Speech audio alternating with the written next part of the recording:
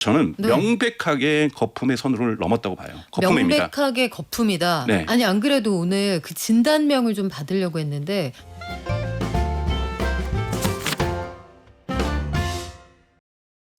여러분 추석 연휴에 우리가 쉬는 동안 뉴욕 증시에서는 인공지능 거품론을 가지고 서로 멱살을 잡았다가 풀었다가 사과를 했다가 인정했다가 난리가 났습니다. 일단 안두렐과 팔란티어가 공동으로 개발하는 전장 통신 시스템 이거 결함이 있다고 해서 주가가 쭉 빠졌다가 지금은 거의 다 회복이 됐고요. 엔비디아에게서 대규모 투자와 함께 AI 가속기 공급받기로 했던 그 오픈AI가 이번에는 AMD하고 절친이 됐어요. 그래서 주가가 빠르게 오르기도 했는데 인공지능 거품론 이거 맞나요? 그리고 데이터 센터 계속 짓는다고 하는데 전기는 도대체 어디서 나죠?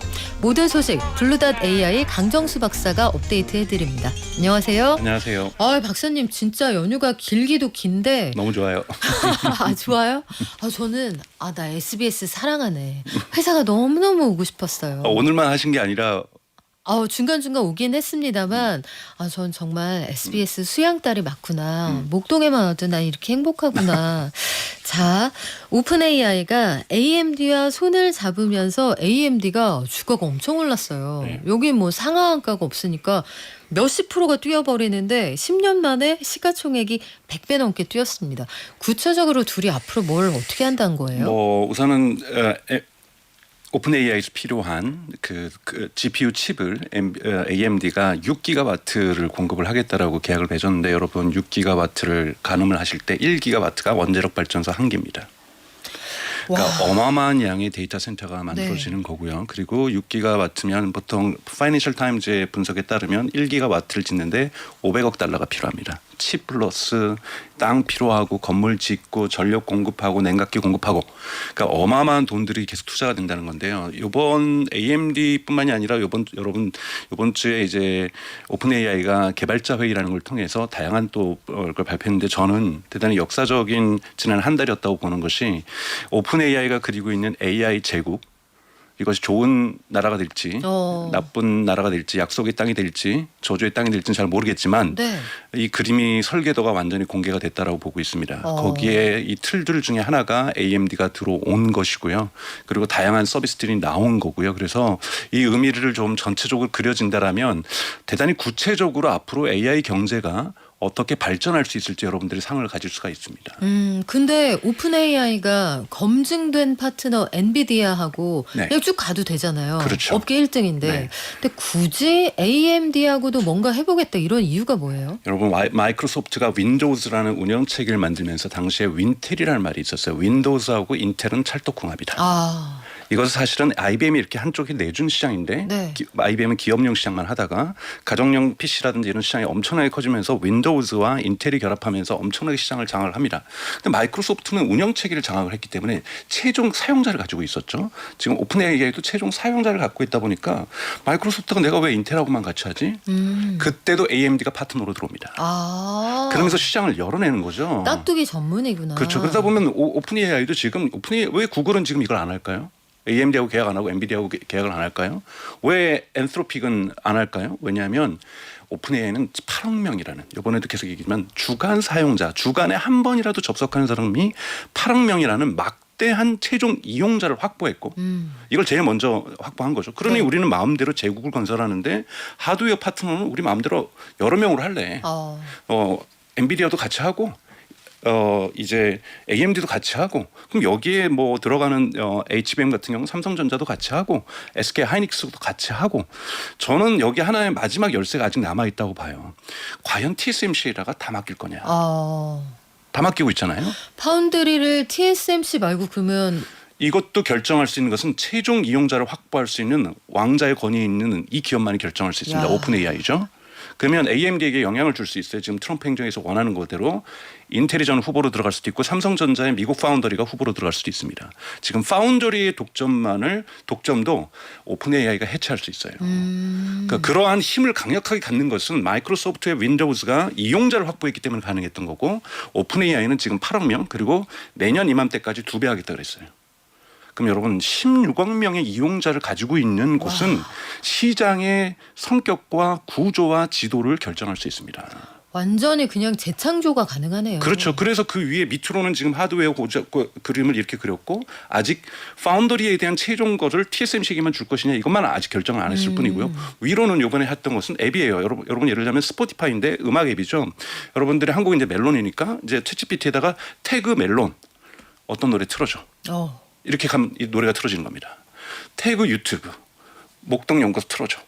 그러면 틀어주는 겁니다. 챗 GPT한테 선택을 받지 않으면 세상에 존재하지 않는 게 그러니까 되는 윈도우스처럼 운영체계예요. 그러니까 네. 모든 앱을 이용할 때 이제는 챗GPT에 들어가서 태그 어떤 앱, 태그 우리은행 계좌에 얼마인지 봐줘. 이렇게 얘기할 수 있습니다. 그러니까 이거를 이번에 발표한 거고요. 그래서 이제 이용자들이 정말 근데 이용자들 반응 아직 지켜봐야 되죠. 나 그거 안 쓸래. 나 우리 은행 앱 쓰고 유튜브 앱 직접 들어갈래라고 얘기할 수도 있어요. 그러나 정말 챗GPT를 많이 쓰게 되면서 일주일에 한 번씩 로그인하고 있으니까 여기 들어온 김에 유튜브도 보고 그쵸. 은행 처리도 하고 음악도 듣고 뭐 여러 가지를 할 수가 있잖아요. 태그 앱 이름. 이런 식으로 지금 하나의 앱 스토어를 만든 거고 하나의 운영 체계를 만든 겁니다. 그러니까 이 이용자가 막강했기 때문에. 와. 그러니까 위 아래 다 지금 그림이 전체적으로 그려진 것이 이번 주였다고 저는 생각이 들고 이것이 추석 연휴 때 한국에 발생하면서 한국에서 이것이 보도가 거의 안 됐는데요. 맞아요. 제가 목동 연구소 처음 나와서 이야, 역시 가장 빠른 경제 뉴스. 근데 그러면 여러 가지 생각이 드는데 와 이게 인공지능뿐만이 아니라 앱스토어를 독점하고 있던 네. 회사들, 네. 이 도매 시장 가지고 있는 애플과 구글은 긴장해야 될 것 같은데요. 엄청나게 긴장해야 되고 판이 바뀌는 것이 여러분 이번에 파이낸셜 타임즈가 했는데 지금 네. 오픈AI가 비판받고 있는 것이 뭐냐면 돈도 없으면서 지금 계약을 맺은 것이 지난 한 달 동안 여러분 1조 달러 계약 맺었습니다. 1조 달러. 돈도 없으면서. 네. 이번에 올해 매출이 120억 달러 정도 예상이 되고 적자가 100억 달러가 예상이 되는 기업이 꼴랑 120억 매출을 가지고서 지금 1조 달러 계약을 맺은 거예요. 근데 그런 계약을 그 파트너가 오케이 해줄 때는 믿는 구석이 있지 않겠어요? 그렇죠. 어차피 엔비디아가 삽과 곡괭이잖아요. 금이 안 나오면 아무 소용이 없는데 지금 금 8억 명이라는 금주를 오픈AI가 쥐고 있는 거예요. 근데 보니까 당장 매출을 올릴 필요가 없어요. 여러분 네이버나 구글이 시작할 때도 처음에 돈을 벌지 못했어요. 그냥 완전히 포탈이 됐잖아요. 검색 서비스 포탈이 됐잖아요. 맞아요. 그러면서 거기다 엄청난 모니타이제이션 그 수익화를 시켜 나가는 거죠. 수익화가 갈 때는 아직 멀다라는 건 엔비디아도 알죠. 그러니까 우리가 데이터 센터 들어가는 칩을 10기가와트, 1기가와트당 여러분 500억 달러 곱하기 10을 엔비디아가 그 중에서 500억 달러 곱하기 10을 다 해주겠다는 건 아니에요. 그 중에 칩은 우리 거를 쓰는 네. 걸 해달라. AMD도 못하면 최대 10%의 지분을 주겠다 그랬잖아요. 여기에는 근데 조건이 있어요. 그러면 AMD 지금 주가가 올라갈 거 아니에요. 오픈AI는 이 주식을 팔아서 AMD 반도체를 사는 겁니다. 기가 막힌 금융 기법이에요. 기가 막힌 거래 방식인데 네. 약간 주가 조작이랑 비슷한 거 그렇죠. 같기도 그래서 하고. 지금 월가에서 화가 나 있는 것이 네. 도대체 지금 뭐 하는 거냐. 이거는 우리도 생각지도 못했던 금융 기법이다. 아니 주식을 주고 그 주가가 오픈AI고 AMD가 한다니까 AMD의 주가가 24%가 오르고 그래서 앞으로 더 다시 오르겠죠. 갖다 팔고. 그걸 다시 갖다 팔아가서 그 돈으로 AMD 이 칩을 사서 데이터 센터를 짓는 거잖아요. 그것이야말로 창조 경제인데요. 이거 기가 막힌데. 네, 이런 파이낸싱에 대해서는 지금 거품에 대한 우려를 얘기를 하는 건데 저는 네. 명백하게 거품의 선을 넘었다고 봐요. 거품입니다. 명백하게 거품이다. 네. 아니 안 그래도 오늘 그 진단명을 좀 받으려고 했는데 우리가 연휴 시작하자마자 오픈AI가 700조짜리 기업으로 평가받는다는 게 말이 돼? 작년만 해도 한 500조라고 했는데 네, 맞습니다. 아니 근데 이 거품론 속에서 제일 수혜를 받는 게 또 오픈AI면서 그러면서 여기저기 나가서 지금 이거 거품이야라고 자기가 얘기하고 다니고 샘 알트만 그렇죠. 이게 너무 모순 아니에요? 그렇죠. 샘 알트만도 이것이 오버 익사이티드 있다 사람들이 얘기를 네. 하고 있습니다만 지금 이 제국의 그림이 1조 달러짜리 지금 하드웨어만 지금 그려낸 거잖아요. 그러면은 사실은 한 10조 달러 정도의 제국을 얘기를 하는 건데 정말 약속으로 생산적 거품이 될 수도 있습니다. 역사적으로는 생산적 거품도 되게 많았어요. 사실은 실패한 터진 버블보다 생산적인 거품이 역사적으로는 더 많았습니다. 우리가 고속도로 짓는다고 과잉이라고 했지만 결국은 그것이 생산성들을 높여냈던 네. 거고 컴퓨터도 과잉이었지만 생산성으로 전환된 거고요. 그런데 정말 약속의 땅으로 가기 위해서는 최종 이용자로부터 돈을 벌어야 되는 거거든요. 근데 최종 이용자로 돈 벌기 위해서 지금 앱 생태계를 지금 시작을 한 건데 이것이 돈을 벌어줄지 모르죠. 예를 들자면 지금 미국에선 인스턴트 체크아웃이라고 해서 즉시 결제 그 서비스를 시작을 했어요. 뭐냐면 네. 쇼피파이에서 이제 물건을 구매할 수 있고 SC에서 물건을 구매할 수 있습니다. 챗GPT를 통해서. 그러면 1달러의 수수료를 받거든요. 그리고 예를 들자면 제가 거기서 영화를 결제를 해요. 챗GPT를 통해서. 네. 샵 넷플릭스. 샵 무슨 영화에서 거기서 수수료를 받겠다라는 거예요. 통행료 다 받겠죠. 다 받겠죠. 네. 그러면 여기에서의 매출이 과연 10조 달러의 경제를 지탱할 정도의 매출이 생기기 위해서는 앞으로 저는 최소한 5년에서 10년은 걸릴 거라는 거죠. 그때까지 엔비디아가 이거 오픈 AI 망하면은 전체가 망하게 생겼으니까 우리가 파이낸싱 해줄게. AMD도 우리 주식 줘서 그거 팔아서 우리 칩 사. 지금 이런 식의 거리. 오라클도 지금 3천억 달러 계약을 했는데 지금 엔비디아가 오픈 AI가 3천억 달러 어디 있어요? 100억 네. 흑자를 받는데요. 그렇죠. 다 이런 식으로 금융 기법 그리고 요즘 코어 위부가 뭐 잘 되고 네비우스 잘 된다고 생각하시는데 이것도 사실은 뭐 특별한 기업입니까? 제가 보기에는 아무런 그것이 없는데 이 기업이 가지고 있는 여러분들 한국엔 잘 소개가 안 되는데 10년짜리 계약이 있어요. 이게 뭐냐면 다 비트코인 채굴하던 업체들이잖아요. 10년 전기 계약을 했어요. 아. 그러니까 10년짜리 계속 싸게 쓸 수 전력에 있구나. 대한 계약을 해놓으니까 네. 싸게 쓸 수 있고 지금 높은 가격이 아니라 과거에 낮은 가격으로 10년짜리 무조건 이거 여기는 전기 공급 전력을 해줘야 되는 거예요. 그러다 보니까 여기 데이터 센터 저도 여기는 전력은 우선 확보하고 들어가니까 야. 코어이브하고 네비우스가 지금 뜨고 있는 건데 여기 뭐 데이터 센터의 능력이 제가 보기에는 아무것도 없다고 봐요. 그런데 여기가 가지고 있는 이 힘. 이것이 지금 전체 경제에서 병목 현상으로 에너지 전력이 가지고 있는 힘을 코비우스나 네비우스는 저는 코어위브하고 네비우스는 보여주고 있다고 저는 보고 있습니다. 그럼 거품은 거품인데 네. 박사님 그러면 이 거품이 생산적인 거품으로 가서 우리 계속 부자 되게 해줄 수 있는 그런 거품이에요? 그렇죠. 만약에 생산적으로 안 가려면 지금 무디스라든지 월가에서 지금 비판하는 것처럼 왼쪽 주머니에 있는 거 오른쪽 주머니로 지금 옮기고 있다가 다시 오른쪽에 있던 주머니 뒷주머니로 옮기는 이상한 전법을 쓰고 있다. 약간 그런 느낌이 있거든요. 그렇죠. 그리고 이거를 리라수 같은 AMD 대표 같은 CEO 같은 경우에는 아니다. 선순환의 긍정적 사이클이다. 이렇게 지금 서로 지금 팽팽하게 논리적인 싸움을 하고 있는데 이것을 풀 수 있는 것은 결국은 모든 경제가 그렇죠. 소비가 결정합니다. 공급이 결정하는 것이 아니라 최종 소비자가 지불의사를 가지고 있는가. 최종 소비자가 지불의사가 없더라도 우리가 검색을 하더라도 우리가 돈 내는 건 아니죠. 우리가 하는 것에 대해서 광고가 붙는 거잖아요. 그렇죠. 그러니까 최종 소비자와 어떤 식으로든지 시장이 만들어져야만 이것은 거품은 터지지 않을 수도 있고 또 하나 이것이 순환 경제냐 선순환 경제냐 이것을 구별할 수 있는 구별의 잣대도 결국은 소비자가 가지고 있는 거고요. 소비자가 가지고 있는 최종적인 권력이거든요. 그런데 하필이면 오픈 AI는 8억 명을 가졌다라는 거죠. 그러니까 오픈 AI 입금되느냐 그걸로 보는 건데 우리가 거기서 자주 검색을 하면 광고주들이 그쪽으로 가겠죠. 그렇죠. 그러니까 수익자가 부담하지는 않아도 네. 보이지 않는 누군가가 나의 서비스 이용 대가를 오픈 AI에 입금을 하면 네. 그쪽은 지금 매출이나 이 적자 규모를 보면 야 이거 돈 되겠어 싶지만 매출이 빠르게 늘고 적자가 빠르게 줄어드는 건 또 사실이니까 네. 이런 것들에서 우리가 희망을 볼 수도 있다는 건데 엔비디아는 입장이 어떨까요? 나 이 동네 1등이고 내가 이 정도 투자하는데 AMD하고도 논다고? 그렇죠. 근데 이것이 최종 이용자를 갖고 있지 못한 기업의 비극인 거죠. 엔비디아는 B2B 기업이죠. 그러면 본인이 물건을 판매하는 그 기업이 성장해야 자기도 성장할 수 있는 거고. 결국은 네. 선택을 받아야 하는 입장이죠. 그렇죠. 아무리 지금 가장 지금 시총 가치가 기업 가치가 높다고 할지라도 4조 달러가 넘는다고 할지라도 그들은 B2B 기업입니다. 그러니까 최종 사용자 시민과 소비자를 갖고 있지 못하다라는 거죠. 그러면 이것을 결정한 사람이 키를 갖고 있는 사람이 엔비디아에게 얘기해 줄 수 있는 거예요. 너희는 계속 이 땅에서 많은 돈을 벌거라. 그럼 벌 수 있는 거고요. 네. 우리는 AMD하고 가겠다 그러면은 또는 시장을 나누자. 왜냐하면 기술력은 좋으니까 여러분 엔비디아의 기술력은 정말 훌륭한 기술력이죠. GPU도 잘 만들죠. LV 링크라고 하는 그쵸. 링크도 잘 만들죠. 쿠다라는 소프트웨어 생태계도 너무나도 좋죠. 오픈AI 입장에서 이걸 버릴 수가 없죠. 아니 가장 뛰어난 친구를 버릴 이유는 없죠. 이거는 전체 AI 제국의 힘을 빼는 거니까요. 가지가지만 AMD도 적절한 경쟁 관계를 만들어주면 엔비디아의 흔히 말하는 그로스 프로핏 마진은 줄어들 수 있습니다. 마진은 줄어들지만 맏형의 역할은 분명히 저는 할 거라고 보고 있습니다. 그러네요. 그리고 최종적인 유저 입장에서는 견제가 되면 가격 경쟁도 될 테고 네. 뭐 유사시 리스크에 대비할 수도 있을 텐데 아니 거품론이 한참 일다가 젠슨 왕이 또 한마디 탁 했더니 또 제압이 됐단 말이에요.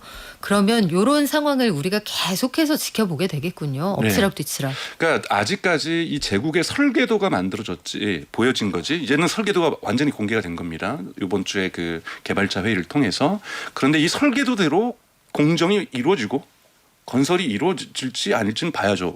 뭐 여기에 대해서 소비자들이 예를 들면 데이터 센터 옆에 있는 사는 사람들이 우리 동네 전기값이 올라갔어야 되고 시위를 할 수가 있는 거고요. 그렇죠. 물이 갑자기 지금 어느 버지니아주 같은 경우에 물이 안 나오는 데가 있다잖아요. 하도 냉각수를 많이 쓰니까. 맞아요. 그럼 이것 때문에 시위가 일어날 수가 있고 법정 소송이 일어날 수가 있고 여러 가지 지정학적 갈등이 일어날 수가 있고 세상의 변수는 너무나도 많죠. 아니 전기요금 얘기 나온 김에 네. 그 얘기 좀 해볼게요. 데이터 센터를 하도 많이 지어서 최근에 로이터가 그 분석한 결과 보니까 5년 사이에 전기요금이 막 2배, 3배 뛴 네. 미국의 지역들이 굉장히 많더라고요. 네, 맞습니다. 그래서 버팔로 같은 경우 197% 뛰었고 5년 와. 사이에 볼티모어 125%, 콜럼버스 110%, 뭐 샌프란시스코나 뭐 미니애플리스 왜 이렇게 미국 도시 이름 어려운지 65% 이렇게 다 증가를 했습니다. 근데 이제 네. 보셔야 될 것들은 되게 증가한 거 맞고 소비자가 이걸 책임 전가해야 되는 건 저는 불공정하다고 생각해요. 하지만 보셔야 될 것은 세계에서 가장 전기값이 싼 나라는 유감스럽게도 미국이에요. 그런가요? 그래서 미국에다가 데이터 센터를 많이 짓는 겁니다. 중국보다 저렴해요. 아니 전기요금이 진짜 중국보다 싸요 미국이? 네. 특히 이런 산업용 전기 데이터 오. 센터 워낙 석유가 많고 가스가 많고 하면서 여기에 대한 세제 혜택들을 기업들에게 너무나도 부당하게 많이 주고 있거든요. 그래서 기업들이 전기료를 가장 저렴하게 얻을 수 있는 건 전 세계에서 미국이에요. 오. 그러다 보니까 CO2 배출도 많은 거고요. 그 올라도 그래요? 올라도? 이렇게 오르면 이제 좀 달라질 수 있죠. 근데 아마 산업용 전기는 그렇게 올리지 않고 있을 거예요. 근데 소비자들 입장에서는 당연히 불편하죠. 야 이게 전기 이렇게 써가지고 돈은 빅테크가 벌고 주가가 날아가는데 왜 요금은 우리가 n분의 1로 나눠서 비싸게 내야 되지? 이 반납발 나올 수 있을 것 당연히 같아요. 그 반발을 내야죠. 네. 그 목소리 내야 되는 거고 이거는 정치권에서 해결을 해야 되는 거고 합의를 이끌어내서 부의 재분배를 분명하게 여기서도 이뤄내야 된다고 저는 생각이 들고요. 그건 이게 미국 정치가 결정할 문제겠죠. 근데 이게 왜 굳이 말씀을 드리냐면 데이터 센터 미국에만 짓겠냐고요. 우리도 짓고 전 네. 세계가 다 지으면서 어떻게든 인공지능에 한 발에 걸치려고 할 텐데 남 얘기가 아니지 않아요? 그렇죠. 그래서 사실은 트럼프 같은 경우가 이제 뭐 LNG 가스를 파겠다, 뭐 딥 베이비 딥 이건가 외치고 있잖아요. 드릴 베이비 드릴. 맞아요. 네. 제가 죄송합니다. 그런데 그런 것도 다 전체적으로 에너지 전쟁하고 관련이 되어 있는 거고 이 부분에서 중국이 엄청나게 미국을 쫓아오고 있거든요. 여러분 중국은 지금까지 많은 부분을 석탄이나 석유를 수입을 해서 석탄은 자기네 걸로 했지만 석탄도 많은 경우 오스트레일리아라든지 이런 데서 수입을 했거든요. 네. 그래서 전기값이 쌀 수가 없었어요. 다만 중국은 지금 태양열로 전 세계 태양열이 설치되는 것의 50%를 중국에 설치하면서 이 부분을 가격을 낮추고 있는 거고요. 규모의 경제를 통해서. 네. 미국은 천연 자원 자체를 가지고 있기 때문에 전기료가 싼 겁니다. 그런데 한국은 그럼 어떻게 할 것이냐. 결코 제가 말씀드리고 싶은 것은 수입을 해서 될 일이 아니라는 것. 그리고 원자력은 할 수 있어요. 원자력 할 수 있고 저는 반대하지 않습니다만 원자력 여러분 7년 걸립니다. 손가락 빨고 있다가 7년 뒤에 저희 그럼 데이터 센터 지을까요? 재생에너지가 여러분 기술적으로는 필요해요. 그것이 가장 빨리 질 수 있는 것은 천연가스 발전소하고 태양광입니다. 다 같이 가야죠. 뭐. 다 같이 가야 되는 거죠. 복합적으로. 지금 이런 것을 재는 것이 아니라 어떻게 한국의 전기료를 공공으로 이렇게 특정 기업에게 몰아주는 것이 아니라 시민만이 부담하는 것이 아니라 공공 재생에너지를 한다든지 여러 가지 전략적 방안들은 사실 정치권이나 정책을 하시는 분들이 고민을 해서 저는 내놔야 된다고 보고 있습니다. 지금 보면은 다른 나라들 일본이나 말레이시아나 이런 해외 사례는 어떤지 이것도 좀 궁금한데요, 박사님. 사실은 일본 같은 경우는 이미 앞서서 지난 정부에서부터 이 데이터 센터를 지으려고 많이 노력을 해왔고요. 네. 그래서 사실은 제가 한번 여기서 또 말씀을 드렸었지만 경제부 장관 이런 사람들이 젠슨하고 약속도 안 잡고 거기 가가지고 회사 앞에서 막 기다리고 갑자기. 그래서 막 7명의 장관들과 뭐 대기업 총수들 다 뒤에 가지고 엔비디아 정문 앞에서 기다렸다는 맞아요. 거예요. 그리고 두 번째 갔더니 젠슨왕이 만나줬다는 거잖아요. 아니 이렇게까지 하실 이유가 하면서 약속을 했다라는 거죠. 일본에 우선 공급하기로. 네. 이런 식으로 해서 일본은 지금 빠르게 데이터 센터를 짓고 있고 이 데이터 센터를 쓰는 기업들에게 예를 들면 이용료를 50% 할인해주고 있어요. 그러다 보니까 일본에 있는 스타트업뿐만이 아니라 AI 기업뿐만이 아니라 독일이나 미국에 있는 AI 기업들도 지금 일본으로 향하고 있는 것이 그 엔비디아의 GPU를 상대적으로 저렴하게 쓰고 싶어서. 와, 다들 전쟁처럼 달려가고 있는데 끝으로 그거 네. 팩트 체크만 하고 마무리를 할게요. 팔란티어하고 안두릴이 공동으로 개발해서 공급하는 전장 시스템에 결함이 있다. 근데 물론 이 회사들은 반박했는데 네. 요게 어떻게 되는 내용이에요? 그것도 사실은 주장과 주장의 말씀이죠. 근데 사실은 신뢰할 수 있는 주장이죠. 육군의 CTO가 있습니다. 미국 육군에. 네. 미국 국방성에 육군이 있고 육군의 전체 기술 담당자가 있는데 이분이 이제 결함이 있다라고 주장을 한 건데 주장을. 그렇기 때문에 아직까지는 그 문서가 나오지 않았기 때문에 네. 서로 공방 중에 있다라고 볼 수가 있습니다. 네. 그러면 구체적인 팩트 체크에는 시간이 좀 필요할 것 같고 어쨌든 회사 입장에서는 공식적으로 부인을 했고 주가도 거의 회복이 된 상황입니다. 오늘 말씀은 여기까지 들을게요. 지금까지 블루닷 AI 강정수 박사와 함께했습니다. 오늘 고맙습니다. 고맙습니다.